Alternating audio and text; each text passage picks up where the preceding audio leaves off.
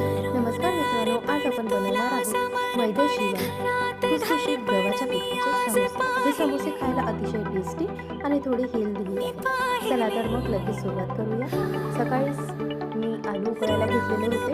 आलू छान असे उकळून झाले की वाटाणे टाकून आलूची छान मस्त चटणी करून घेतली आणि कोथिंबीर टाकून आपली चटणी तयार। त्यानंतर एका भांड्यामध्ये 2 कप गव्हाचे पीठ, त्यात चवीनुसार मीठ, अर्धा चमच ओवा आणि 3 चम्मच तेल टाकले।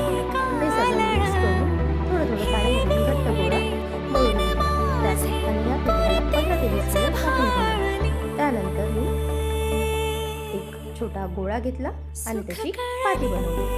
पाटी आपली जास्त बारीक पण नसली पाहिजे आणि जास्त पातळ नसली पाहिजे। या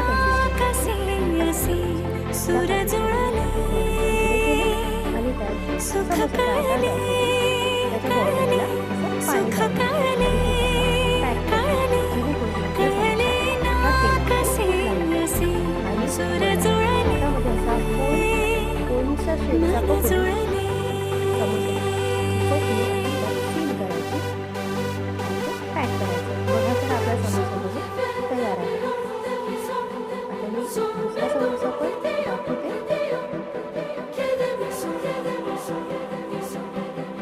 या प्रकारे आपले समोसे बनून तयार आहे। साईडला मी एका कढईमध्ये तेल टाकून गरम करायला ठेवलेलं होतं। आता आपण हळूहळू कढईमध्ये मध्यम आचेवर समोसे हळूहळू सोडू आणि त्याला सोनेरी होईपर्यंत तळू। आणि बघा मित्रांनो, खमंग गव्हाच्या पिठाचे सोनेरी आपले समोसे तयार।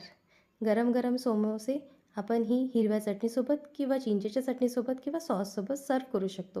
व्हिडिओ आवडला असेल तर लाईक करा, चॅनलला सबस्क्राईब करा आणि कमेंट करा। थँक्यू।